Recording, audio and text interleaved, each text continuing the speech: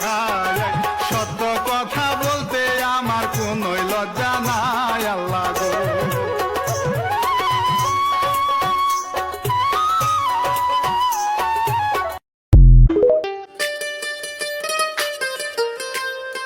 আচ্ছা ভাই, আপনি জিলাপি কতদিন ধরে বাজেন? আমি তো তাও 8-10 বছর তো হবেই, বেশি ছাড়া কম না। ঠিক আছে, তো জিলাপির প্যাঁচটা সোজা করে দিতে পারেন না? জিলার প্যাস সোজা দেবো তা আপনি খান কেমন দি ভাই? ভাই গাল দেখাই। কে আপনি কি ভাই গোয়া দেখাবেন না?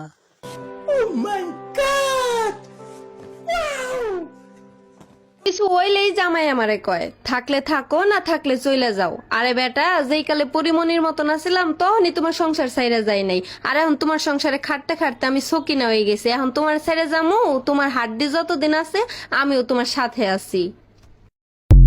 ঘর আমার কাছে তোজকের আগুন হয়ে গেছে। যাওয়ার যদি জায়গা থাকতো তবে আমি অনেক আগেই চলে যেতাম।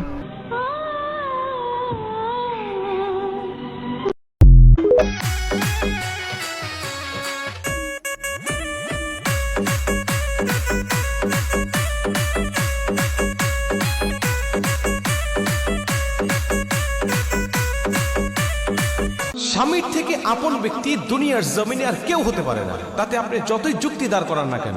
কারণ নির্দিষ্ট একটি বয়সের পরে মা বাবার কাঁধেও আপনি বোঝা হয়ে যাবেন, কিন্তু স্বামী নামক মানুষটা আমৃত্যু পর্যন্ত, শেষ নিঃশ্বাস ত্যাগ করা পর্যন্ত। কত ভালোবাসি তোমায় বুঝিবে একদিন, এই দুনিয়া ছেড়ে আমি যাব রে যেই দিন, সেদিন আমি তোমার কাছে একটা জবাব চাই।